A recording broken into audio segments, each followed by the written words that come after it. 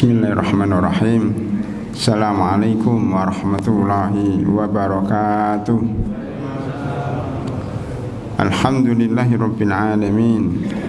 Wassalatu wassalamu ala asrafil anbiya'i wal mursalin wa ala alihi wa sahbihi wattabi'ina lahum bi ihsanin ila yaumiddin.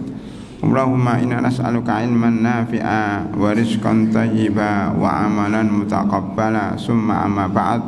Hadirin dan hadirat jamaah salat maghrib Masjid Al-Muhajirin Taman Permata Cikunir yang kami hormati, alhamdulillah pada malam hari ini kita kembali bersama-sama melaksanakan salat maghrib berjamaah. Mudah-mudahan Allah Subhanahu wa taala menerima segala amal ibadah kita. Amin ya rabbal alamin.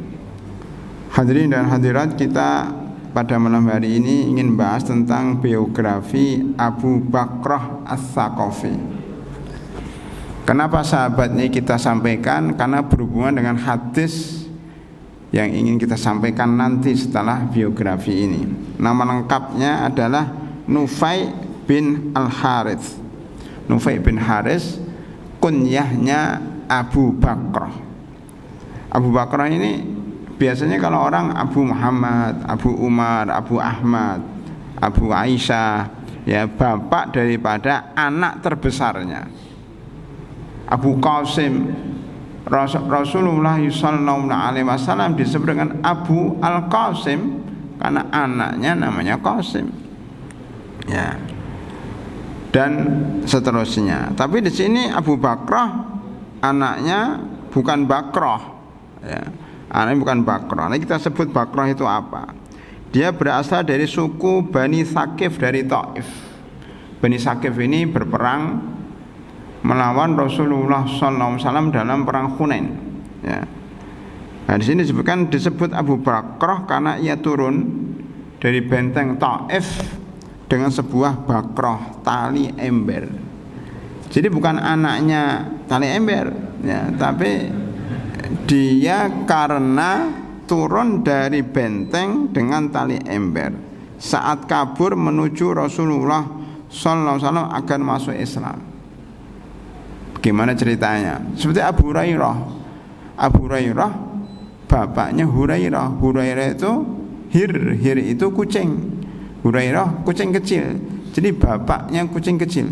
Maksudnya karena beliau suka ya dengan kucing kecil itu di mana-mana dia bawa, namanya Abu Hurairah.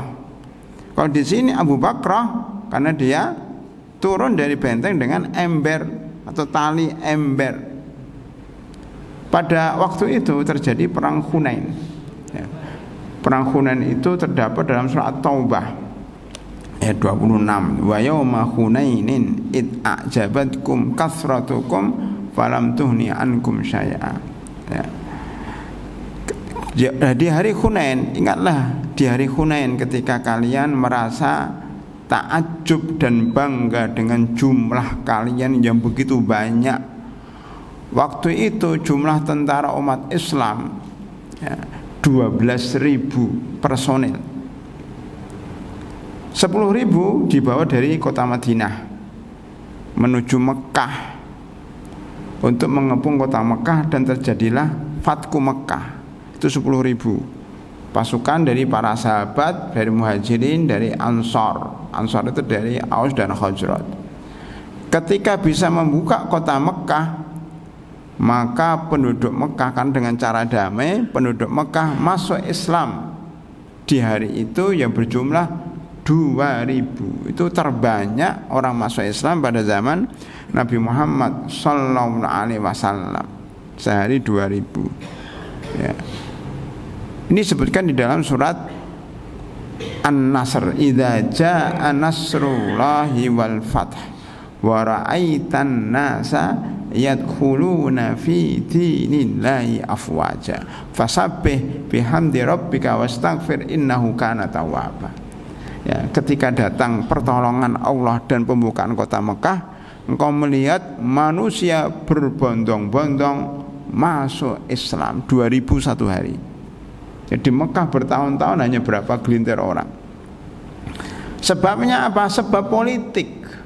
Sebab politik. Politiknya bagaimana? Orang-orang Arab itu tidak mau berpindah ke agama baru kecuali dipastikan bahwa agama baru itu sudah benar. Untuk memastikan kebenaran agama baru itu diukur dengan standar materi, yaitu agama yang baru itu pasti akan ditolong oleh Allah, akan ditolong oleh Tuhannya, yaitu Allah Subhanahu wa taala. Pertolongan itu berbentuk kemenangan fisik, itu berupa kekuasaan. Maka umat Islam sekarang pada hari mungkin kurang dipercaya oleh banyak orang karena nggak punya kekuasaan. Ya. Kalau punya kekuasaan yang baik, pemimpinnya jujur, pemimpinnya amanat, bisa memakmurkan bangsa, itu mungkin banyak orang yang berbondong-bondong masuk Islam.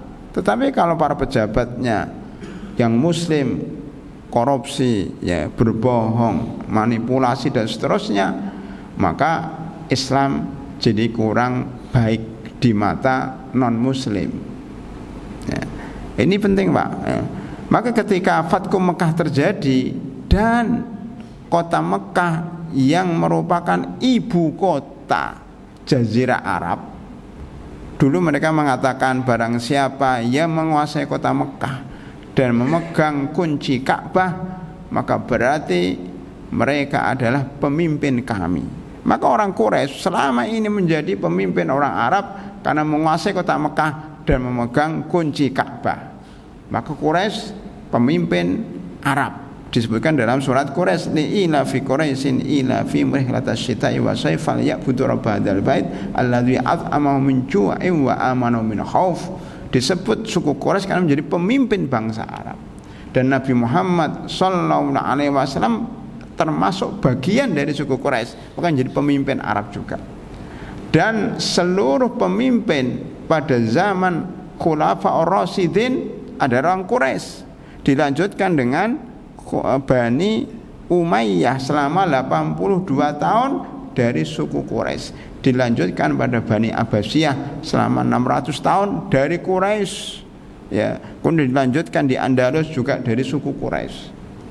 Ya, Quraisy itu mulai mundur setelah runtuhnya Abbasiyah, diganti dengan Daulatul Mamalik, budak-budak yang berkuasa, yang kemudian juga mulai runtuh ketika diganti dengan Daulah Turkiyah, orang-orang Turki yang runtuh pada tahun 1924. Intinya ketika orang Islam bisa menguasai Mekah dan bisa menundukkan orang-orang Quraisy di situ, maka mereka pas suku-suku Arab di pedalaman mulai menyaksikan kebenaran Islam. Oh, berarti Islam itu benar, buktinya bisa menguasai Mekah. Mereka berbondong-bondong masuk Islam. Cuma masuk Islamnya baru kemarin, mu'allaf. Dia belum belajar ngaji, belum ikut kajian rutin ya setiap hari Ahad ya. Ya, jadi masuk Islam semangat doang, makanya imannya lemah ketika berperang melawan Bani Sakif ya. Baninya sukunya Abu Bakar ini, mereka sombong, udah kami 12. Yang membuat sombong itu 2000 orang yang baru masuk Islam tuh, Pak. Akhirnya kalah, Pak. Kalah, ronde pertama kalah, mereka lari kocar-kacir. Tapi kemudian Allah menurunkan pertolongannya, karena waktu itu ada Nabi Muhammad sallallahu alaihi wasallam, akhirnya menjadi menang. Berbalik dengan perang Uhud. Perang Uhud itu masa menang dulu karena rebutan ghanimah, jadi kalah. Kalau dalam perang Hunain kalah dulu, kemudian mereka bertaubat menjadi menang. Lah setelah menang itu mereka merengsek ke Taif. Jadi Mekah ya ada Hunain, kemudian ada Taif ya. Bani Sakif itu salah satu suku di selatan kota Mekah. Ada suku ini besar namanya Hawazin ya, suku Hawazin, tapi suku besar semuanya. Lah ketika mereka terdesak, mereka masuk benteng Taif, terdesak. Lah Abu Bakar dulu orang kafir, masuk di sini Bani Sakif ya. Karena tahu kaumnya akan kalah dan dia seorang budak ya, atau pembantu, bukan orang atasan. Dia kabur dari majikannya, yang mengambil kesempatan dalam kesempitan. Ya, dia kemudian melempar tali ember, dia turun dari benteng, curat begitu Pak. Ya, dalam film-film itu curat gitu. Turun langsung bergabung dengan tentara kaum muslimin. Ketika ditangkap oleh kaum muslimin, dia menyatakan saya masuk Islam.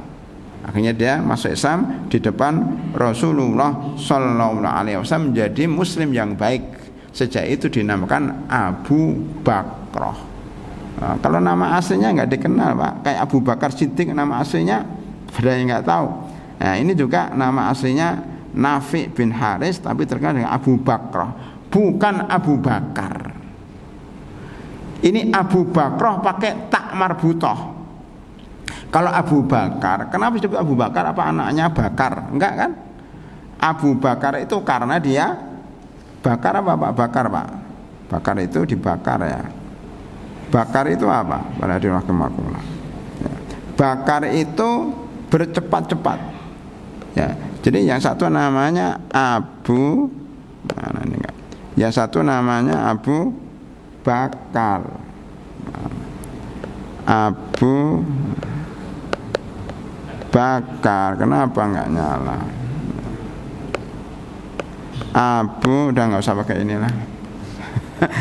Nggak nyala. Jadi rahimakumullah. Yang satu Abu Bakar Bakrun itu karena Abu Bakar itu kalau apa-apa pertama kali, infak pertama kali, mengunjungi orang sakit pertama kali, bantu korban bencana pertama kali. Oleh karena itu disebut Abu Bakar. Termasuk masuk Islam pertama kali sebelum yang lainnya, disebut dengan Abu Bakar. Kalau Abu Bakrah pakai tak marbutah, berarti Abu tali ember. Beda, karena dia turun dari benteng dengan tali ember. Hadirin rahimakumullah. Kisah masuk Islam sudah saya sebutkan tadi. Ketika Taif dikepung pada tahun 8 Hijriah, perang Hunain, Abu Bakrah saat itu berada di benteng.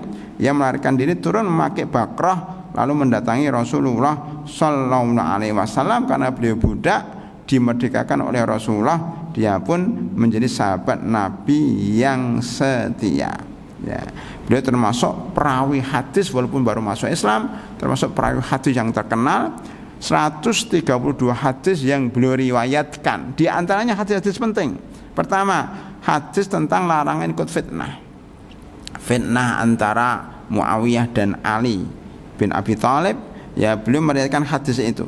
Yang kedua, hadis tentang tidak boleh seorang hakim memutus dalam keadaan marah.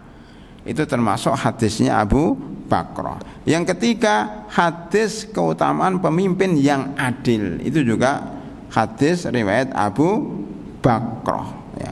Perannya pada masa setelah Nabi tinggal di Basrah pada masa Umar bin Khattab, dijadikan pegawai karena dia cakap amanat. Pada masa Utsman bin Affan dan Ali bin Abi Thalib, dia tidak ikut berperang, tidak di barisan Ali bin Abi Thalib dan tidak pula di barisan Muawiyah, karena dianggap saudaranya semuanya. Dia nggak mau berperang, tidak mau mengunus pedang, dan dia termasuk yang menyendiri, termasuk di dalamnya Abdullah bin Umar dan beberapa sahabat tidak mau ikut konflik antara dua sahabat Muawiyah dan Ali bin Abi Thalib. Jadi rahimahullah wafat di Basrah pada tanggal 51 tahun 51 Hijriah.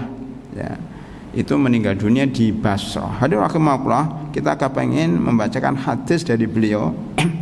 Anil Hasan, ana Abu Bakrah jaa wa Rasulullah sallallahu alaihi wasallam raqiun faraka aduna saffi summa masa ila saff falamma qadan nabiyyu sallallahu alaihi wasallam salatahu faqala ayyukum alladhi raka'a duna saffi summa masa ila saff faqala Abu Bakrah ana faqala an-nabiyyu sallallahu alaihi wasallam zada qawla khirsan wa la ta'ud. Hadis sahih riwayat Abu Daud dan Ahmad, dan hadisnya aslinya di dalam Sahih Bukhari terjemahannya. Dan Al-Hasan ini maksudnya Hasan Al-Basri, karena dia di Basrah kan, punya murid namanya Hasan Basri. Ya, gurunya Abu Bakrah sahabat, Hasan Al-Basri itu tabi'in. Ya, Hasan Al-Basri. Sekarang banyak ya orang namanya Hasan Basri tapi lahirnya di Jati Asih. Ya, lahirnya di Taman Permata Cikunir, tapi namanya Hasan Basri. Itu kan enggak bener itu ya. Ada nama itu Hasan Basri, ada Suyuti. Saya itu punya teman namanya Suyuti. Suyuti itu orang yang lahir di Asyut, Mesir. Jadi Suyuti tapi lahirnya di mana? Ya di Bogor, di Depok, Suyuti. An-Nawawi kan ada Imam Nawawi. Imam Nawawi itu ada di Palestina. Padahal dia lahirnya di Banten, Nawawi. Nah, itu kan sebenarnya salah kaprah, tapi nggak apa-apalah. Dia kepingin mengambil keberkahan para ulama. Jadi Hasan Basri meriwayatkan dari Abu Bakrah datang ke masjid sementara Rasulullah sallallahu alaihi wasallam menjadi imam, ya, sedang rukuk Allahu Akbar. Salat maghrib tadi rukuk Allahu Akbar, imamnya Abu Bakrah baru keluar dari tempat wudu. Masih di tangga situ. Berarti di luar masjid. Karena kepingin mengejar rakaat pertama supaya tidak terlambat, maka dia rukuk masih di tangga tempat wudu itu, Pak, yang belum jadi itu, ya, di situ. Lah karena rukuknya Rasulullah itu lama, maka beliau berjalan sambil buka pintu gitu, sambil rukuk jalan sampai shop yang terakhir di situ. Itu peristiwanya kayak gitu, Pak. Tidak ada sahabat yang jumlahnya 14.000 orang itu yang berbuat seperti ini kecuali Abu Bakrah. Maka terkenal banget nih, terkenal banget. Saya masih teringat pada tahun 93 saya sudah mendapatkan hadis ini di kota Madinah waktu saya belajar di Universitas Islam Madinah. Pak Eko belum masuk ke situ. Saya sudah dengar ini dan saya sangat terkesan sampai sekarang. Sudah berapa tahun tuh, Pak? Sudah 30 tahunan lebih. Masih terkesan sampai sekarang, ya. Abu Bakrah yang rukuk di luar masjid atau di luar shop, kemudian dia merangkak atau rukuk dengan berjalan weng gitu sampailah ke shaf, ya. Kemudian Nabi Muhammad sallallahu alaihi wasallam ketika selesai dari sholat, dia itu tahu, kata sebagian ulama, Rasulullah itu melihat belakang itu siapa tuh tahu. Iya, Pak, itu Rasulullah. Kita pun sekarang bisa, Pak, pakai CCTV. Imamnya depannya ada CCTV. Allahu Akbar, ada yang rukuk, kelihatan, Pak. Bisa sekarang, ya, pakai CCTV atau pakai spion. Ini siapa yang rukuk di belakang, yang buka pintu? Enggak usah pakai itu, Pak. Pakai di beberapa masjid itu temboknya itu mengkilap. Bisa lihat, Pak. Kita di shop pertama tahu yang belakang siapa karena temboknya mengkilat. Ini enggak mengkilap, mudah-mudahan nanti yang masjid baru mengkilap tuh. Sehingga yang rukuk di belakang kelihatan, yang terlambat kelihatan. Nah, gitu.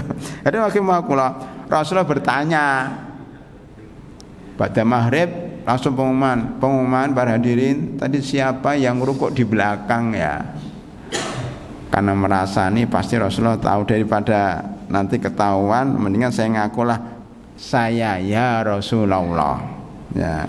Siapa ya di antara kalian yang rukuk sebelum sampai ke shaf lalu berjalan masuk shaf? Abu Bakar makanan saya ya Rasulullah. Maka Nabi bersabda, lihat ini penting banget nih, Pak, saya masih terkesan banget 30 tahun yang lalu. Zadakum lau khirsan wala ta'ud. Bisa dihafal, Pak, bahasa Arabnya, yang artinya semoga Allah menambah semangatmu, ya, untuk sholat jamaah, untuk mengejar rakaat pertama, tetapi jangan engkau ulangi rukuk di belakang. Nah, ini penting, Pak. Itu orang-orang Arab kalau negur seseorang, termasuk negur mahasiswa, saya kadang-kadang ditegur oleh dosen saya, itu negurnya nggak langsung, kamu jangan begitu, nggak gitu, Pak. Dia biasanya muji dulu. Masya Allah, itu dari Indonesia ya, Masya Allah, orang di situ baik-baik semuanya, gitu, Masya Allah. Nah, gitu, habis itu mesti ada maunya. Dia udah muji gitu, ada maunya. Tapi mohon maaf ya, ada satu yang saya ingatkan. Nah, begitu. Jadi muji dulu, baru dijatuhkan. Ya bukan dijatuhkan, diingatkan bahasanya itu. Jadi ini penting Pak, ini sunnah. Kalau ngeritik orang itu jangan dikritik semuanya Pak, disebutkan kebaikannya apa, kekurangannya apa. Jadi seimbang. Ini akhlak ya. Walaupun kepada bawahannya, apalagi kepada atasannya, ya kan, kepada atasannya, kepada pemimpin kita juga begitu. Ada kelebihannya tapi ada kekurangannya. Bawahannya begitu kan. Mudah-mudahan engkau ya Allah menambah semangatmu dalam sholat jamaah, tapi jangan diulangi rukuk di belakang tadi ya, seimbang. Baik, apa pelajarannya Pak? Ini saya rangkum ada 12 pelajaran. 1, pelajaran fikih. Jika seseorang mendapati imam sedang rukuk ya, lalu ya rukuk sebelum masuk shaf, rukuk kayak tadi, kemudian masuk shaf atau ada orang lain ikut berdiri di sampingnya, maka ia mendapatkan rakaat.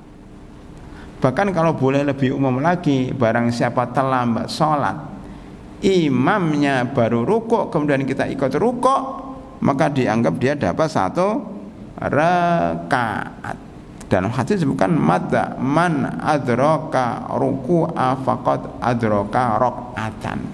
Barang siapa yang mendapatkan rukuk bersama imam, maka dia mendapatkan 1 rakaat walaupun tidak membaca Al-Fatihah. Walaupun tidak mendengar imam membaca surat. Makanya Pak, nanti ini kelihatannya bertentangan dengan hadis man lam yaqra bi ummil kitab man lam yaqra la sholata liman lam yaqra bi fatihatil kitab. Tidak sah sholat jika tidak membaca Al-Fatihah atau belum baca Al-Fatihah. Dan Al-Fatihah termasuk rukun sholat menurut kesepakatan para ulama. Rukun sholat itu ada 18. Ya, pertama adalah niat, berdiri, kemudian takbiratul ihram, baca Al-Fatihah. Itu baru 4. Nanti ada 18 lagi. Ya. Oke, saya sampaikan sekarang sampai Isya ya. Enggak jadi cerita Abu Bakar. Kita pada Fatihah aja. Maksudnya pada rahimakumullah, berarti ini kan enggak baca Al-Fatihah, enggak sah dong salatnya, tidak. Kan ini pengecualian. Ya, pengecualian berdasarkan hadis, barang siapa yang mendapatkan imam rukuk maka berarti dia dapat 1 rakaat. Dengan demikian hadis ini menguatkan pendapat Abu Hanifah, bukan mayoritas ulama, bukan mazhab Syafi'i. Abu Hanifah yang mengatakan bahwa kalau imamnya ya makmumnya ikut imam tidak baca Al-Fatihah, dia takbiratul ihram, kemudian mendengar imam membaca Al-Fatihah dan dia diam saja, itu dianggap sudah membaca Al-Fatihah. Karena ada hadis lain, barang siapa yang mempunyai imam, mangkana lahu imam faqiraatul imam lahu qiraah. Barang siapa yang mempunyai imam, maka bacaan imam itu termasuk bacaannya. Imam sudah mewakili Pak.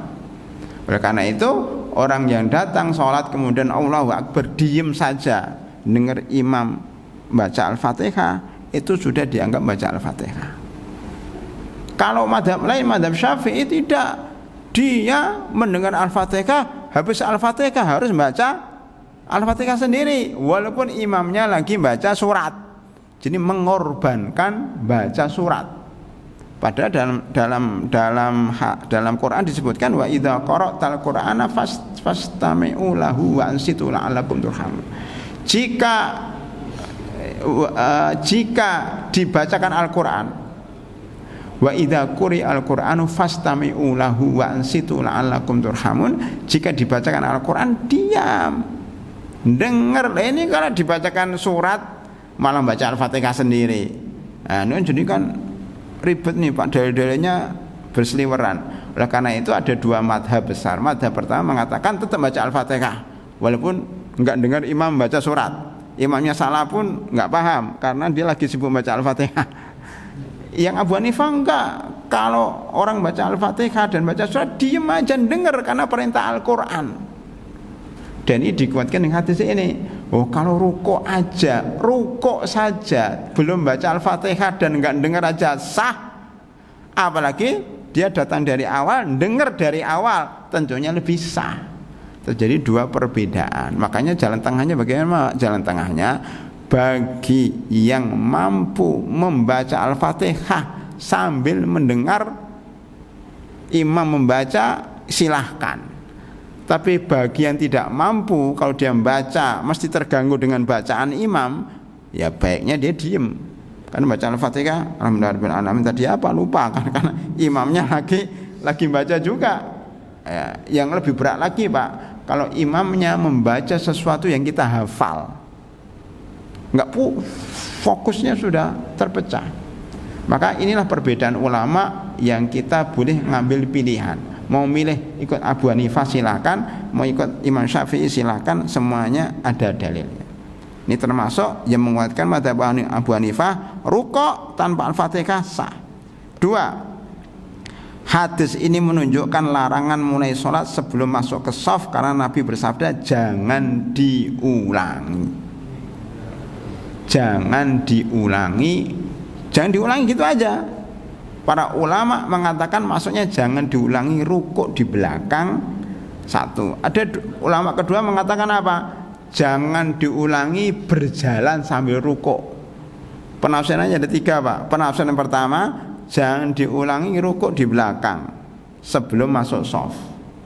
Pendapat kedua enggak, maksudnya bukan begitu. Maksudnya apa? Maksudnya jangan berjalan sambil rukuk.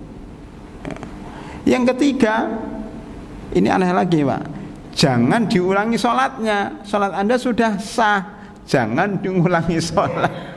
Aneh-aneh ya pendapat itu ya. Tapi Rasulullah SAW mengatakan jangan diulangi rukuk di belakang shaf. Lah ada pendapat kedua juga kuat, tidak apa-apa rukuk di belakang shaf itu sah. Yang tidak boleh itu Anda berjalan sambil rukuk. Itu nanti kita bahas ya. Yang ketiga, Nabi Muhammad sallallahu alaihi wasallam melarang Abu Bakar tergesa-gesa menuju sholat. Nah ini pendapat kedua tadi ya. Karena sikap terburu-buru bertentangan dengan ketenangan dan kewibawaan dalam sholat. Dalam hadis disebutkan alaikum bis sakinah wal waqar. Ya, jika engkau mendengar qomat ya, maka berjalanlah ya dengan tenang, jangan terburu-buru.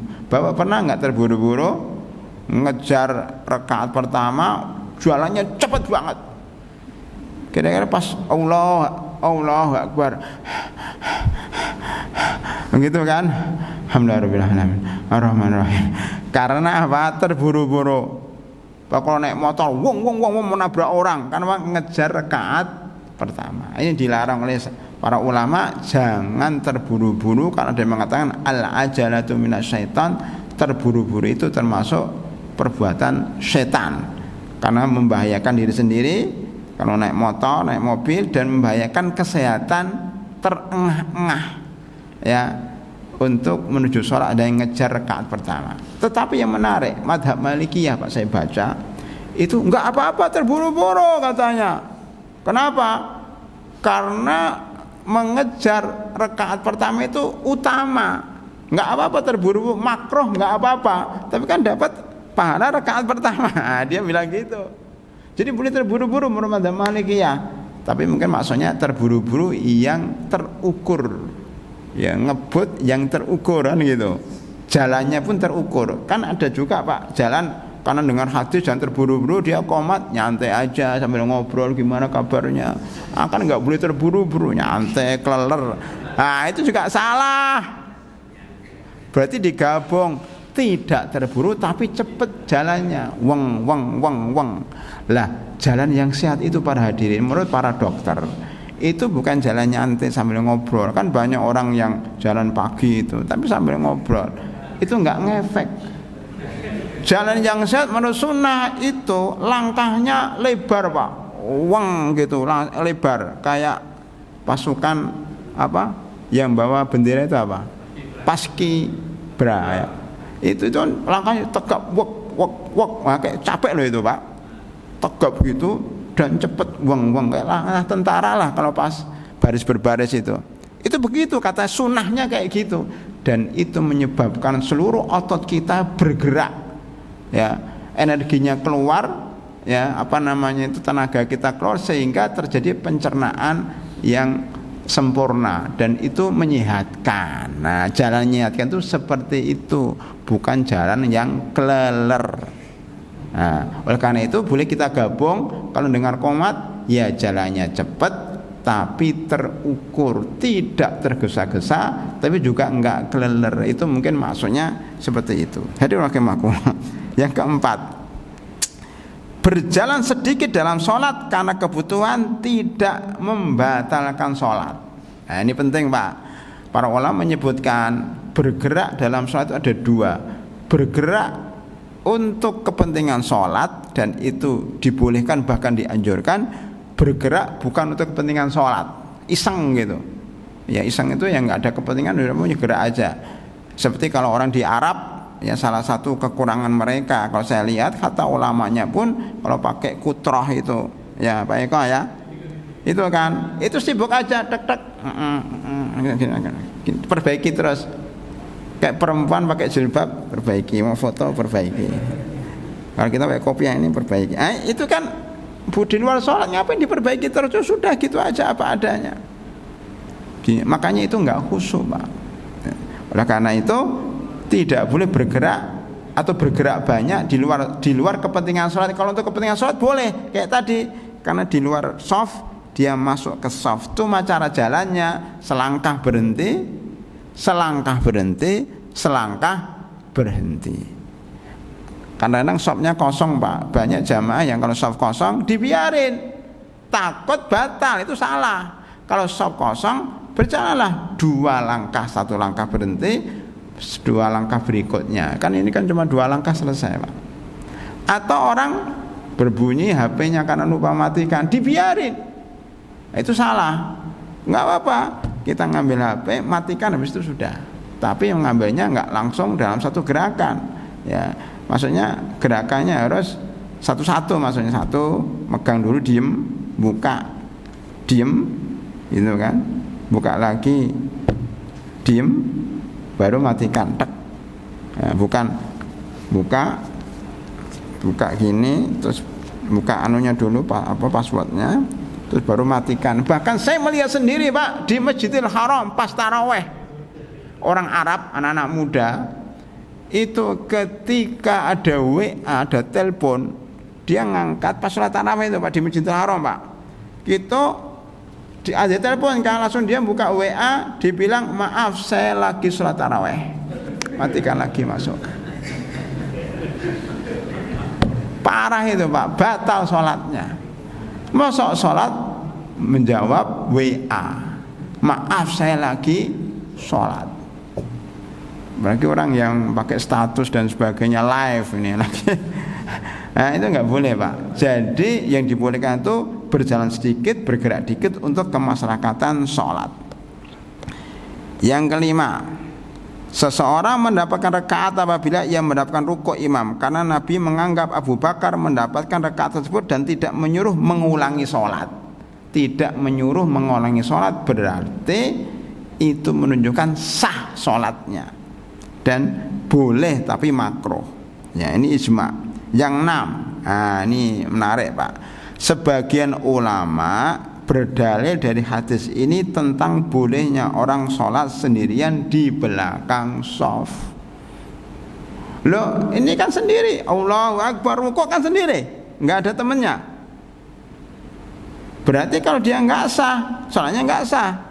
Tapi Rasulullah tidak menyuruh mengulangi, menunjukkan sholatnya sah walaupun dia berdiri atau rukuk sendiri di belakang. Kan ada hadis Ustaz, la sholata limun faridin, ini itu fis sholat, tidak sah sholat kalau shafnya sendiri. Para ulama mengatakan hadisnya dhaif, hadisnya dhaif. Ya, ada dalam Bulughul Maram juga ya kalau nggak salah ya. Hadisnya dhaif. Jadi hadis yang melarang atau mengatakan tidak sah shaf sendirian itu dhaif. Bertentangan dengan hadis Abu Bakrah. Saya mendengar, saya dulu 30 tahun yang lalu masih ingat. Ini dalil bahwa bolehnya orang di belakang shaf sendiri. Boleh itu bukan berarti diikutin, Pak. Boleh bisa juga makro. Makan jengkol boleh enggak? Makan jengkol boleh enggak? Boleh, tapi makro kan gitu. Jadi boleh itu bukan berarti sunnah. Makanya belakang duduk atau berdiri di shaf sendiri itu makruh hukumnya, Pak. Ya. Makanya kalau bisa kita ketika datang sudah penuh, sebaiknya kita bukan narik itu termasuk yang tidak dianjurkan, Pak.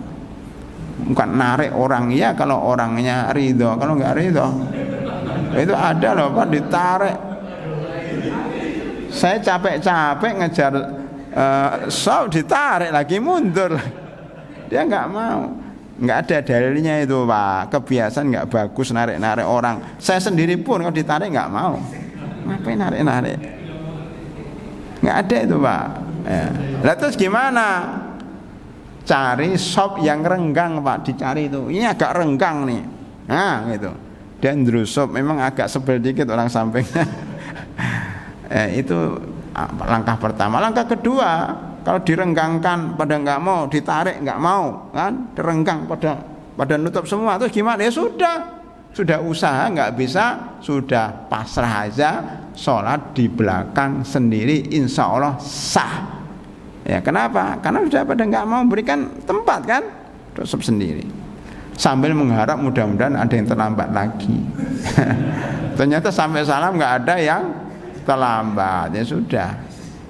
Itu, Pak, ya. Jadi caranya seperti itu. Makanya dianggap kita termasuk yang mendukung Abu Bakrah ini boleh sholat sendiri di shaf di belakang kalau ada udzur. Kalau nggak ada udzur makruh, Pak. Makruh. Saya itu ada jamaah di tempat kami, itu jamaah mungkin nggak jelas ininya lagi error ya. Itu kalau sholat itu mesti sendiri, Pak, sendiri. Karena dia tuh nggak pernah mandi, nggak pernah apa. Saya pernah sholat di belakang dia, di samping dia, ya Allah mau muntah. Ternyata sudah sebulan nggak mandi. Namanya lagi error, Pak. Tapi dia rajin ke masjid. Kalau ada dia saya jawab mesti. Itu, Pak. Kalau sholat di belakang sendiri kadang-kadang ini shafnya sana kosong, sebelah sana sendiri. Memang dia nggak waras ya. Tapi ya maksud saya itu nggak boleh kalau sengaja. Tapi kalau nggak sengaja, insya Allah boleh. Adzan dulu, nanti kita buka tanya jawab, insya Allah. Silakan, Pak. Baik, para hadirin rahimakumullah, ada pertanyaan dari jamaah masalah yang saya sampaikan tadi? Silakan, Pak.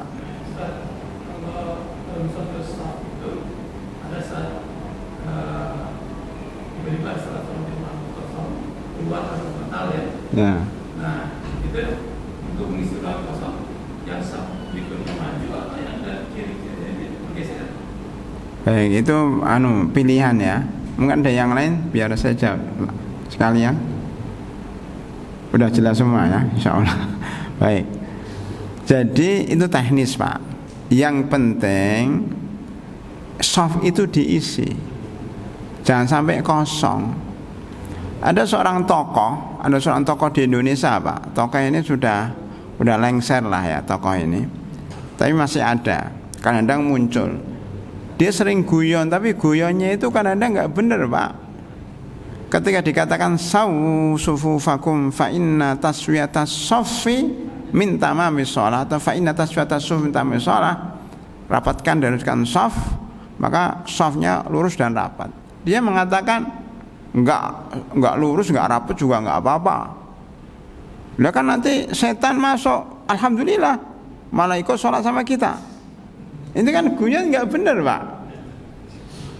Setan itu ikut masuk di situ, dia enggak akan sholat, Pak. Mana setan ikut sholat, dia akan mengganggu kita. Dia ke masjid, iya. Ya, dan hadis disebutkan bahwa ketika setan di masjid dengar azan langsung kabur. Tadi langsung kabur tadi, padahal sebelumnya banyak tadi setan. Ketika azan kabur. Ketika azan selesai, dia datang lagi. Ikut sama kita gangguin lah, biar orang nggak fokus, orang macam-macam lah. Kan gitu. Lagi qomat, kabur lagi dia, Pak. Yang pertama kaburnya kencang sampai terkentut-kentut.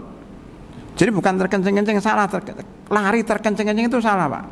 Yang benar lari terkentut-kentut itu hadisnya. Ya, lari terkentut-kentut. Tapi ketika qomat lari tapi nggak kentut. Karena qomat ini kan nggak sehebat azan ya. Dia cuma sekali, kalau azan kan 2 kali. Dia lari. Ketika qomat selesai, dia datang, Pak, ganggu kita. Jadi masuk shop itu ganggu kita. Oh, digelidik-gelidik, kemudian diingat-ingat tadi kuncinya di mana, ingat. Naruh dompetnya di mana, ingat. Sampai ini rakaat pertama lupa. Enggak khusyuk, melamun, itu gangguan setan. Jangan dikira setan ikut kita kemudian alhamdulillah ikut sholat, enggak ada itu. Guyonnya enggak tepat ya, enggak pada tempatnya. Makanya Pak, kalau bisa soft itu terus diisi supaya setan enggak goda. Isinya dengan cara apa? Gimana? Bukan yang kanan ke kiri, tergantung dia di arah mana dari imam. Kalau daerah sini berarti kan yang penting mendekat ke imam. Kan ada jamaah yang salah, Pak. Dia itu udah di sono, dia suruh ke sini nggak mau, malah kita disuruh ke sana ke tempat dia.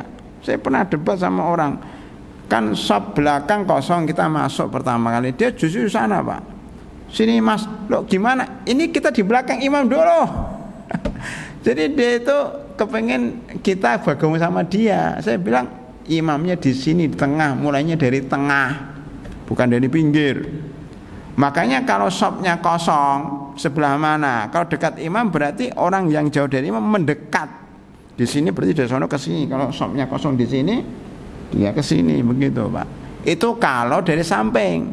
Daripada bingung kan, mendingan yang belakang maju. Jadi lebih baik yang belakang maju daripada tadi kanan kiri, mendingan dari belakang maju. Itu mendingan, tapi semuanya boleh. Itu, Pak, ya. Itu jawabannya. Nggak ada pertanyaan lagi, Pak. Kalau nggak ada pertanyaan, saya terus ya. Jelasan diri seperti apa? Misalnya sah rapat itu relatif, kan? Definisi kalian itu orang dirapatin, orang pernah marah kalau rapat jadi terganggu banyak nas. Iya. Dengan istilah setan masuk di antara sapi jarang.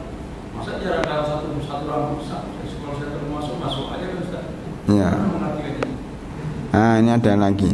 Jadi gini, Pak, kita kan kaki ini kan. Kalau kaki kok bisa ya? Tadi tulisan nggak bisa. Kalau gambar kaki bisa. Ini kan tumit. Ya. Jadi orang mengatakan ini kaki kan. Oh, nggak bisa. Hang ya. Udah mau selesai juga, Pak. Oh, hang, udah lah. Sejak tadi hang ya, saya gerak-gerak nggak bisa ya. Oh, udah. Ya udah. Jadi begini, Pak. Udah mau selesai juga, nggak apa. Jadi gini, Pak. Ya bisa kan. Di dalam hadis memang sahabat mengatakan kami ini kalau merapakan soft itu tumit dengan tumit itu mana ini kan, tumit kan, kok tumit apa, mata kaki dengan mata kaki, apa namanya, al-ka'ab bil ka'ab ya, mata kaki dengan mata kaki ya. Kemudian bahu dengan bahu, al-mankib bil mankib, bahasanya begitu. Kami rapatkan begitu. Para ulama, dan saya dengar juga waktu saya sekolah di Madinah, syekhnya mengatakan maksudnya ada min babil mubalaghah. Mubalaghah itu dibesar-besarkan. Kalau dalam bahasa Indonesianya apa namanya mubalaghah itu? Jadi pokoknya digambarkan sesuatu yang besar. Jadi sebenarnya itu enggak begitu. Ya. Artinya enggak, dan itu tidak realistis bahasanya itu. Sekarang Bapak coba, bisa enggak soft itu tumit ditempelkan dengan tumit, bisa enggak Pak? Kok tumit? Mata kaki ditempelkan dengan mata kaki temennya, bisa enggak? Coba nanti Isa dipraktekkan. Iya, bukan hanya marah, enggak bisa Pak. Kemudian apalagi pundak dengan pundak. Ya kalau orang yang sama-sama tinggi, kalau yang satu tinggi yang satu pendek, kayak saya ini nggak mungkin saya tumitnya orang lain, itu nggak mungkin. Maka dalam memahami hadis jangan letterlek Pak. Ya, maka para ulama hadis mengatakan itu mimbabil mubalaghah kok, anjuran. Pokoknya berarti harus begitu. Oleh karena itu ketika merapatkan soft itu ya sekedarnya, sesuaikan dengan kapasitas tubuh kita, tempat kita. Ada loh Pak orang yang orangnya besar gede tapi malah justru kakinya rapet gini, jadi orang sampingnya harus miring gitu. Ada yang orangnya kurus tapi kakinya panjang lebar, ya kan, ini kan nggak pas banget. Secara etika juga nggak pas, secara pandangan juga nggak indah Pak. Maka paling baik itu sholat itu sesuaikan dengan pundak kita, postur kita ya sudah begitu. Maka sholat itu sebenarnya Pak menarik itu begini Pak, ini kan tubuh kita, ini pundak kita, yaudah tangan segini, kakinya segini sesuai dengan pundaknya itu Pak. Jadi masing-masing dengan pundaknya, jadi rapi gitu sesuai dengan pundaknya ya. Oleh karena itu pada dirahmatullah, soft itu jangan terlalu renggang dan jangan terlalu rapet, namanya ifrat wa tafrit, ekstrim kanan terlalu rapet, ekstrim kiri terlalu longgar. Saya dulu dengan teman-teman ekstrim banget Pak, pokoknya ada sempit dikit langsung wuk, maju kamu maju, akhirnya saya maju nggak bisa. Allahu Akbar, kadang harus begini, pegel banget itu Pak. Ini kan ekstrim, maunya nyunah malah menghilangkan kekhusyuan. Maka setelah belajar itu, oh itu enggak begitu, akhirnya sudah kita pertengahan, tidak ekstrim kanan, tidak ekstrim kiri. Karena kalau kita zaman sekarang kan banyak yang ekstrim kiri, soalnya renggang itu, bahkan masing-masing bawa sajadahnya nggak boleh diinjak. Nah itu akhirnya sopnya renggang berdasarkan sajadah, maka tidak dianjurkan bawa sajadah jika sajadahnya nggak mau diinjak oleh temannya, punya kerajaan sendiri ya. Oleh karena itu ya tetap pakai sajadah silahkan, tapi ya sopnya dirapatkan tanpa ekstrim, harus rapat banget. Itu Pak anunya, standarnya ngikutin kebiasaan setempat dan ngikuti kenyamanan kita sholat. Karena yang paling penting sholat itu khusyuknya, bukan rapatnya. Jadi para hadirin rahimakumullah, ada berapa teman yang terlalu semangat dalam sisi ini, sholatnya itu hanya ngurusin kaki orang. Allahu Akbar, nanti dia geser kakinya gitu, lihat kakinya orang, digeserkan kakinya ke orang itu. Coba Bapak kadang gitu Pak, ketika dia geserkan, ini orang kan nggak mau digeser, dia geser ke sana, dikejar Pak, diginikan. Kalau nemu orang gitu geser lagi Pak, dia kan begini terus, capek sendiri dia kan. Masa setiap sholat lihat kaki temennya, setiap sholat lihat kaki bawahnya. Jadi nggak tahu bacaan imam kayak apa, dia baca apa, yang diurusi kaki orang. Ini kesalahan ya enggak, yang terbiasa, salah kaprah bahasanya, salah kaprah. Yang penting khusyuknya itu boleh ya, tapi jangan sampai mengganggu kekhusyuan. Nanti kita bahas namanya hai'ah Pak, belum komat kan, namanya hai'ah. Jadi dalam fikih mazhab Syafi'i itu ada dua, pertama rukun, itu yang paling penting rukun, yang kedua sunnah, yang ketiga hai'ah. Hai'ah itu bahasanya aksesoris, aksesoris, tambahan. Kalau mobil ini mesin, yang penting itu mobil itu mesinnya ya, tempat duduknya. Kalau sunnah itu spion, Kalau hay'a itu cat atau apalah yang aksesoris. Masa kita sholat ngurusin ini tapi mesinnya malah mati ya gitu. Nah, itu namanya orang tidak tahu prioritas. Ya kalau semuanya bagus, ada mesinnya, ada spionnya, ada aksesorisnya bagus. Tapi jangan sampai aksesoris mengalahkan mesin, jangan sampai hay'ah tingkat paling rendah mengalahkan rukun dan sunnah. Wallahu a'lam bishawab. Mudah-mudahan bermanfaat. Kita tutup dengan doa kafaratul majlis. Subhanakallahumma bihamdika asyhadu an la ilaha illa anta astaghfiruka wa atubu ilaik. Assalamualaikum warahmatullahi wabarakatuh.